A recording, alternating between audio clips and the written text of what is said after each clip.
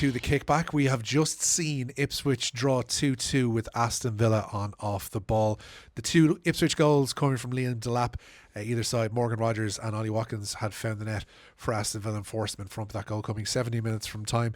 A really entertaining game, Brian, if perhaps at times low on quality, because you mentioned during the course of the match it was more so the midfield was so packed that there was no space really for anybody to try and build anything. Yeah, I think it was part of Ipswich's game plan under Kerr McKenna. I think to make sure that Morgan Rogers, who has been outstanding for Aston Villa since the season started, that there wasn't too much space in there for him, Tielemans and Onana to boss the game and find that the front three attacking players with Bailey Wide on the right, Ramsey on the left. So Ipswich at times were quite narrow in the midfield. The two wide players were coming in, and it was always very compact in that area, which led to a bit of scrappiness with Marcy's tackles. And there was many different times where the play was disrupted by tackling in that area, and I think it was by design as well at times that there was that kind of break-up of play. Make it ugly. Yeah, I think so. But at the same time, there was a lot of very good stuff in the wide positions, as we saw from both teams, and some great individual technical play, I thought, in the wide areas. And as the game went on, I thought Ipswich got better and better and deserved the point. I think we both agreed on that. The thing about it is, with newly promoted sides like Ipswich, is you never really want to see them out of their depth. You don't want to see them flailing from time to time. We've seen that from teams whereby you're looking at them wondering where their next point is going to come from. It's 4 draws on the spin for them, but this was the game that perhaps of those 4 draws would look most difficult on paper, because Villa performed so well this season. They were able to hold their own. They never looked like heads dipped at any point during that game, which is probably going to be a benefit to McKenna going forward. Yes, I think they would have got confidence from the game. I mean, they had a difficult start with the first couple of matches with Man City and Arsenal, and now they got four draws in a row. I think they can be quite hopeful that they might get a win soon. They were never out of their depth, as you said. They were well organised, very well structured, and on the counter attack, or even just when general build up and play, you can see they've got a lot of quality. I thought Marty Hudson looked a bit lightweight in the first half, got knocked off the ball a bit, but again, as the game went on, he got better and better, and you could see his quality and why they were anxious enough to sign him.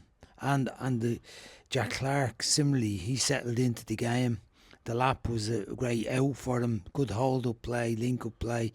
Missed a big chance, but scored 2 excellent goals. And I think there was lots of encouragement there for Ipswich supporters and the investors and for the manager that they can go on. They look like a team that could do all right this season, but you do have to get that win, because the longer you go on without it, the more nerve you get, and the more the other teams around you in the bottom half of the table, they might be starting to get away from you. But nonetheless, a point's a point. Get you 4 points from 6 games now. They will need to start winning games along the way, but given that the goal they gave away, which could have drained their confidence with Greaves making such an error on the first goal, they didn't. They stayed with it, stuck with it, and ultimately more than deserved the point, I think. Ipswich obviously drawing a lot of Irish eyes given the involvement in the squad of Darragh O'Shea, of Chidozie Ogbene, both of whom started today. For me, it was Jack Taylor off the bench who looked perhaps the brightest of the three. Ogbene, as you mentioned throughout the commentary, almost having to babysit Axel Tuanzebe over on that right hand side. Darragh O'Shea performed okay, maybe not so for the second Villa goal, but Taylor's passing and his vision when he came on looked to be something that perhaps is missing from an Irish midfield. Well, he certainly made a bit of impression the time he was on the pitch. His range of passing looked good. He looked physically capable of been part of the game. You know, when the player's still under 21 international, you might be thinking, has he got the physicality? And it is a position where we're crying out for another option or two in that midfield area. When Josh Cullen missed the last couple of games, we're definitely short, depending on Will Smallbone, Jason Malumbi, and Jason Knight. We're just a bit short of someone who was playing at a higher level in that area of the pitch to get us more competitive and get us more control in possession. So maybe, I mean, I'm sure they're well aware of him. I'm sure Helgrimson is aware of him. But I think what impresses managers most is not what they do in the under-21 international team. It's what they do on the pitch when they get a go in the first team in the Premier League. I think what he did today has given them a chance of getting a start in the team quite soon. Although the two midfield players played well, Phillips played well, Morsey played well, he looks like he might get a game in the start soon, which will benefit him and ultimately Ireland. It was a difficult game for Chiedozie Benny. Asked to do a lot defensively. Perhaps in attack he wasn't able to show what he's most capable of, and that frustration kind of bore out at times during the game. Yes, I don't know whether it was a tactical thing where he was told that he got the track. Then it looked like Tuanzebe was getting dragged inside a bit as Ramsey went in to support Ollie Watkins. But it did seem like he was ending up frequently as a right back. Like normally a manager would say, well, if their left back is that high up the pitch, can your full back not just deal with him and let your right side the centre back deal with their winger coming on the inside? But obviously Ipswich weren't happy to do that. They wanted to have Tuanzebe marking and staying with Ramsey. And then the Ogbene had to, but I think there was a conscious decision at half time to say to Dozy, stay up the pitch, stay wide, but stay up the pitch, forced in your back. We'll try and get balls out to you, play longer balls. Don't retreat too early.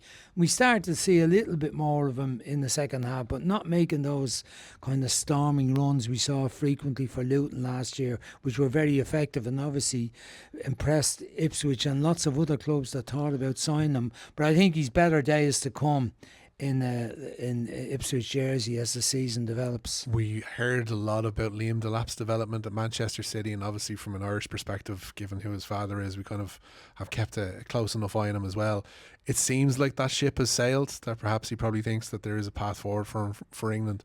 But purely from an Ipswich standpoint, if you have a focal point like that up top who can score goals, who can finish, that's a huge thing for a newly promoted side to try and get points on the board throughout the season.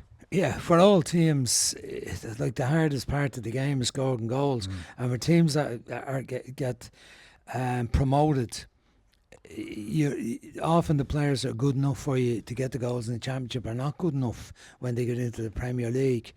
But he looks like, I mean, he's a very good signing. Obviously, they signed Sammy Smodics as well, got 27 goals for Blackburn last year. He only got eight goals for Hull. But he's a line leader as well. You can see the advantage of having someone like that when you don't always have a huge amount of the ball. And Ipswich have continued to play their game, build it up from the back. Goalkeeper plays short as centre backs or full backs, whoever's available. But there was times because of the press they were forced to play that long one, and he was a great out. You could see he's competitive, he's strong. I thought he was running out of steam a bit as the game went on, but given he had scored the goal, they were reluctant to take him off. He had that other chance in the first half. Martinez saved his life, left foot. But today is going to be a massive boost to him and everyone around Ipswich when you've got a centre forward like that who can hold it up, who can bully defenders a bit, and he gets 2 goals of the quality he got today. That's big time stuff for a club like Ipswich just coming up. It looks like he's going to be a very good signing for them. Technically looks at times a little bit cumbersome in possession, but he'll improve playing at this level and under the pressure he'll be under to retain the ball and keep it and make sure he keeps hold of it until the support arrives from midfield. On Villa, so porous in defence. Like, I don't think they've kept a clean sheet so far in the Premier League, and again they've conceded 2 today. Diego Carlos at fault possibly for both of those goals. That's somewhere where they really need to improve. I know we were talking during commentary that if they won today they go level with Liverpool, but if they want to stay at that level they can't keep conceding the way they have been this season. It is a concern for them. I don't think that was their best setup today. I think Concept playing in the full back position is not his best position. He's a centre back really who looks slightly awkward, although he's comfortable enough on the ball playing there. And they're obviously missing Tyrone Mings, who I think will be a forced choice to play in the centre back. They're missing Matty Cash as well, who'll probably play in the full back position. So I don't think today was their best back four by any means. But they did cough up a few chances, and but this manager has always, his team has always been adventurous approach. He's always looked at his full backs getting forward. It's always been some 4-4-1-1, 4-4-2 shape. He doesn't really go for the three centre backs thing. So if you're pushing both your full backs up, you're going to be a bit more vulnerable. But you need your centre backs to be more solid than what they showed today. So that is a concern. But overall, if you're looking at Aston Villa saying, well, they lost to Arsenal, beaten 2-0 by Arsenal. But other than that, they've had 4 wins and a draw. That's still all right, because they're going to be coming to terms with dealing with the midweek fixtures as well, be it the Carabao Cup, Champions League, obviously very important. Great start, as I said, big match with Bayern Munich during the week. They're going to have to manage all that. But the encouragement today was, I think, seeing Buendia coming back into the picture and had a good little cameo in those last few minutes as well. So the strength of their squad is going to be tested one way or the other, and the defensive stability and strength is going to be tested. That's really one to look forward to in midweek, them against Bayern Munich, because you get a real sense of Villa properly. Like, being away to young boys is one thing, playing host to Bayern Munich is quite another. Villa Park will be rocking on Wednesday night. Yeah, it's a real return to the big time for them. I mean, they did well enough in the conference last year. Ultimately went out with quarter-final stage. Had a couple of close runs before that, and matches gone to penalties. It was Lille. And they were probably a little bit lucky, and they did look vulnerable at times defensively in those European games last year. But this is the big time with Bayern Munich. Drew yesterday with Leverkusen in the big match in the Bundesliga, and be a real test for Villa. But I'm sure the supporters are looking forward to this. Given where they were maybe 2-3 seasons ago, this is glory days almost for Aston Villa. And I'm not winning trophies, but they're not too far off it either, and they're making real progress. And I think they'd be delighted to be in the position they're in a very steady position near the top of the table, and playing Bayern Munich their next match in the Champions League. Brian Kerr, thanks so much for your input this afternoon. Thank you, Richie. Grateful as Good always. day. That has been the Kickback. Thanks for joining us.